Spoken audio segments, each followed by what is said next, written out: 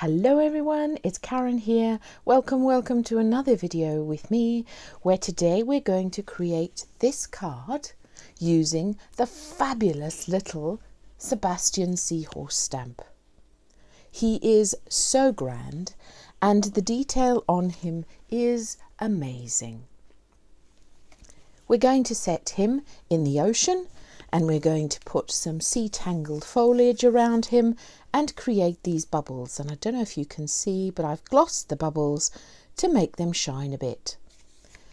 So we're going to use greens and blues because that's what the ocean is like, a mixture of greens and blues. We're going to use an A5 size card, so that is 15 centimetres long and 21 centimetres high. You can cut down the proportions, you don't need it to be this big, but I just think for such a grand little fellow, he needs a statement. So we'll get started by using these inks. Twisted Citron, Cracked Pistachio are the ones that I've used to give us the green part of the ocean, and Mermaid Lagoon and Salty Ocean for the blue part of the ocean. So we'll take our card and we will take first the greens. We're going to start with Twisted Citron, and I'm going to smush a bit on my mat and take my spritzy bottle and just gently spritz the ink. Now I hope you can see that. Let me just hold it up a bit closer to you. You can see that I haven't put so much water in there that it's completely fluid. I've got this little bubbles all over the place, and we want that, and I'll show you why in a second. And then I'm just going to take my card and I'm just going to gently tap it. Now look at that.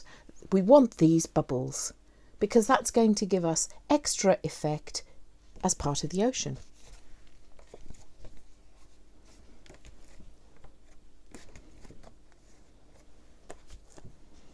Now I'm aiming for more green at this part of the card, but look, you have so much fun with it. Now don't waste what's left here. We'll use that on another piece of card, but for today I shall not. And what I'm going to now do is I'm going to dry it, and then I'm going to go in with each of my next 3 colours. I dry in between to get the look that I want.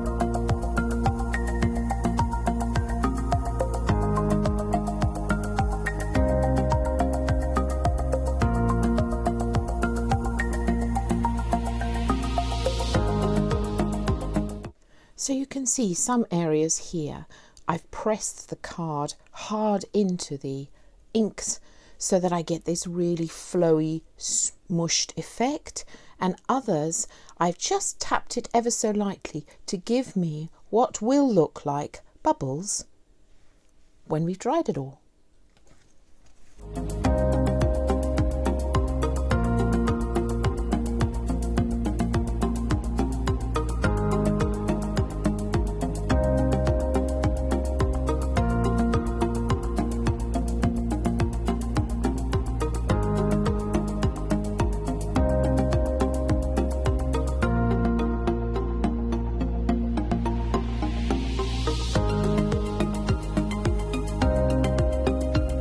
So you can see I just used a piece of paper towel there to dab up the pools of ink that were left. I want it to be completely dry before I start my stamping. And whilst I quite like that, I've got a mixture of quotes bubbles from the ink as well as some soft smushy areas. I actually would still like a bit more green. So I'm going to go in with my cracked pistachio one more time and give me a bit of green. Now, it's okay to keep going backwards and forwards with your colours because they're dry. So wet onto dry gives you layers. Wet on wet gives you smushing and blending. And because I want it to look layered, just like the ocean would be, that's why I'm drying it between each of the colours that I'm applying. And you can see, as you've added more water, the ink becomes more fluid.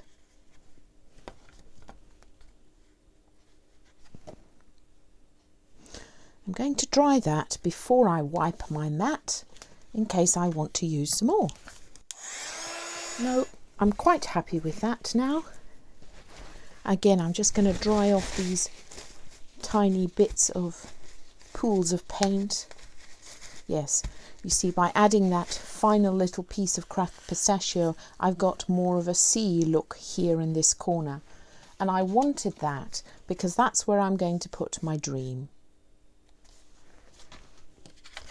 So you'll see when I was drying it, I was holding the card up. That's so that the air can get through the back of the card. It's much harder to do it when it's on a flat surface. So I pick it up, turn it over at times.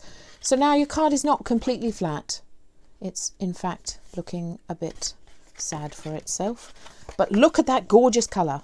Gorgeous, gorgeous colour. So either you can put it on some heavy books to flatten it out, or what I do is I've got these two little breadboards that I got and one of these clamps, quick grip clamps, and I would put the card in the middle of it and go and make myself a cup of tea. So here we are. My card is a little flatter, and for this, because of the detail within Sebastian, I want to use my stamping platform. When I do have a detailed stamp, and particularly when I've got lots of texture on my background, I want to be sure that I'm going to get my nice crisp image. And if you haven't used one of these before, it enables you to reposition and restamp without losing the spacing. I always have a piece of clear acetate which I store with my stamping platform. And that is so that I can position my stamp without marking my card. So I have put my stamp onto my lid and I'm going to ink him up. As I keep saying, he's a very detailed stamp. Gorgeous, gorgeous boy. So I'm going to make sure that he is well inked. I'm using VersaFine Clear Nocturne. That always gives me a lovely crisp image. Now I'm going to position him halfway along the card, giving me space to put some foliage around here and along the bottom.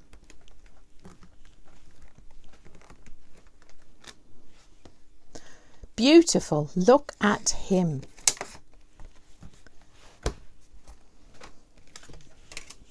And the next thing I'm going to do is take my foliage stamp, if you like, Sea Tangle.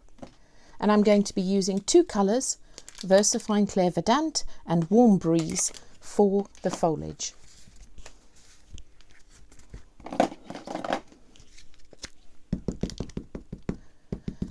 Again, tap, tap, tap to ink up my stamp. And I'm going to start by placing the first piece of foliage along there. And then I'm going to go in with Verdant.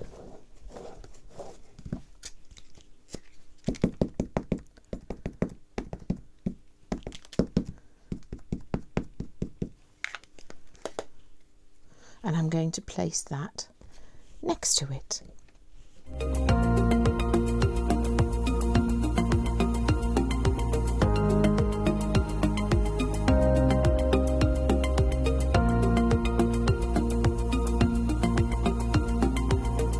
So you can see by doing it a second generation, you get quite a different look to the first one that I did.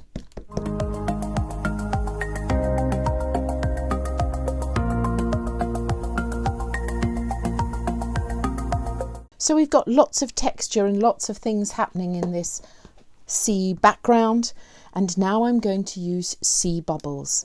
Oh my goodness, this is a lovely stamp, very delicate. Look, I'm going to stamp it off here and you can see. Just isn't that beautiful? So I'm using Sea Breeze again. And the first set of bubbles that I'm going to do is coming out of Sebastian. And then I'm just going to put bubbles all around the rest of the foliage, because bubbles do come up from the bottom of the sea, all those lovely sea cucumbers and sea anemones.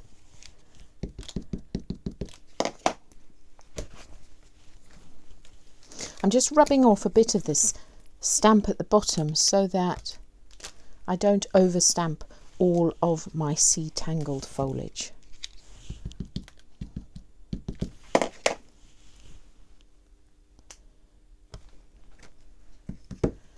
So I'm just creating lots of little bubbles around here.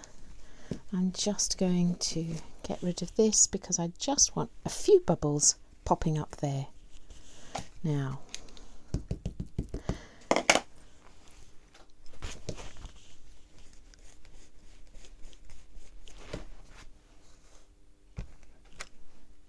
there we go.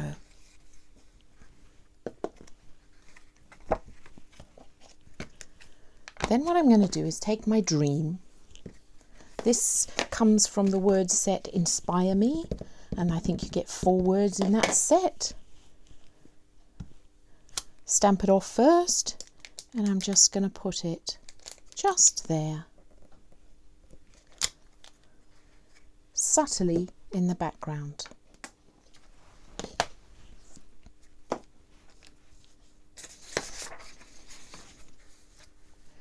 Now I'm going to take Blueprint Sketch, because what would the ocean be without a touch of Blueprint Sketch, and my smoothie, and I'm going to go all the way around the edge.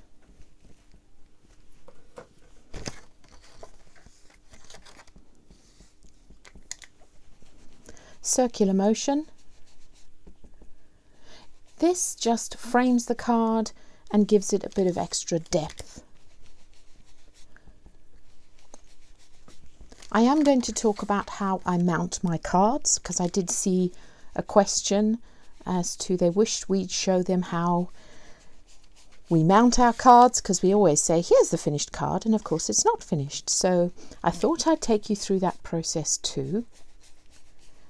And the reason I'm mentioning that now is because Blueprint Sketch is one of my favourite colours. So what I did was I took the ink on a piece of white card.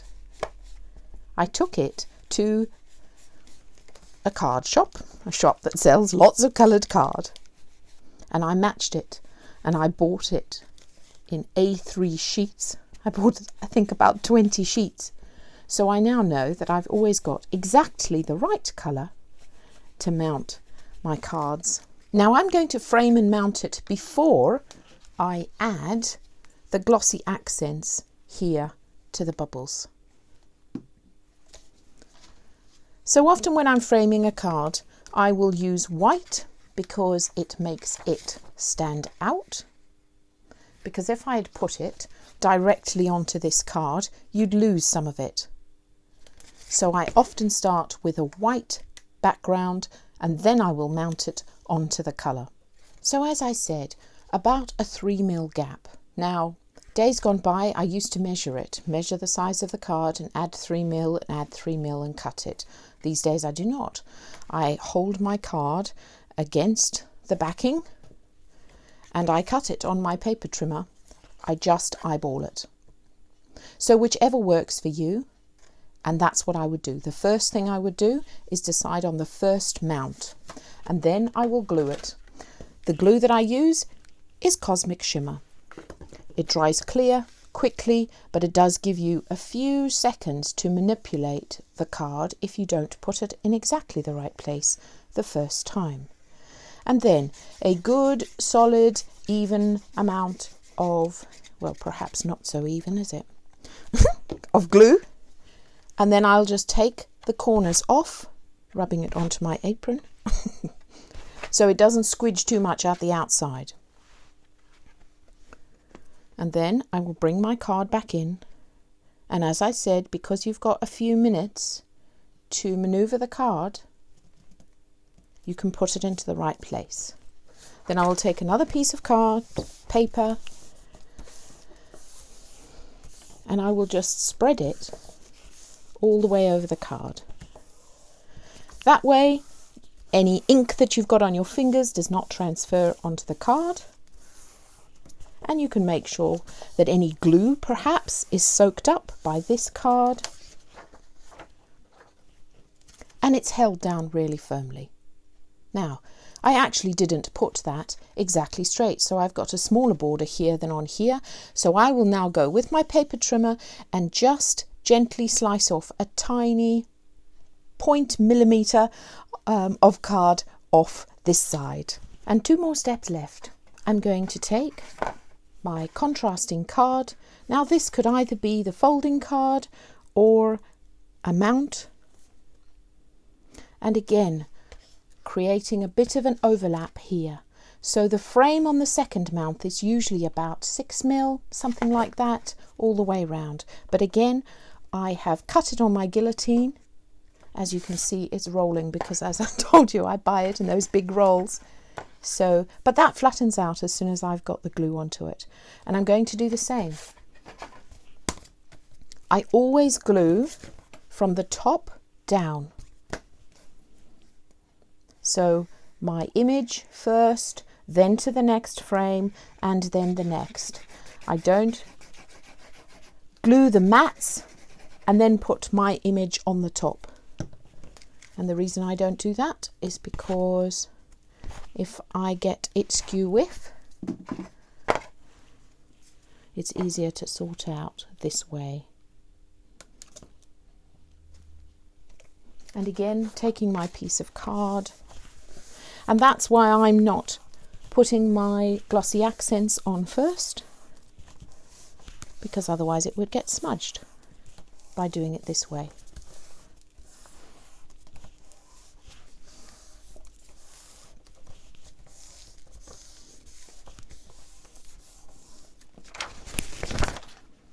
There we go.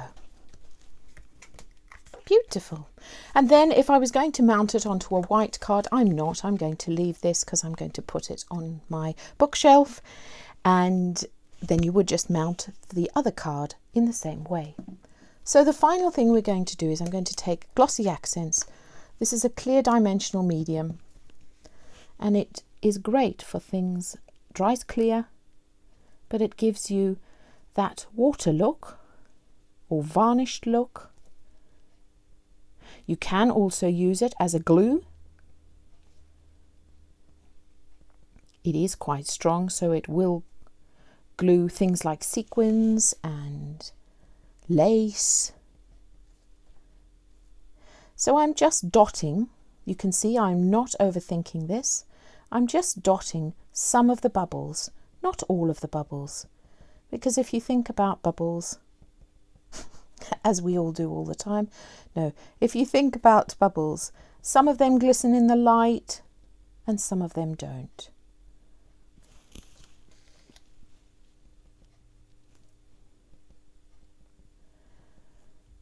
When I made my first sample for you, I thought I must remember to tell them that if you're right-handed, you ought to start on this side, and then there's less likelihood of you smudging. If you're left-handed, obviously you'll start just like I did. So you start on this side and move across. And here I am not doing that. And that's okay. We'll just revolve the card around. So that's how you'll get round it. So I'm just dotting all these bubbles. So this clear medium, it levels itself.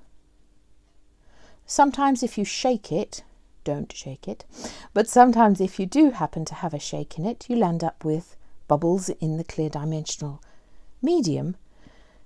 And then I just use a pin to pop those bubbles. Oh, yes, I like him. Isn't he a grand little fellow? Thank you so much for joining me today. And if you make this, I'd love to see it. Please tag me. And until the next time, thanks for watching.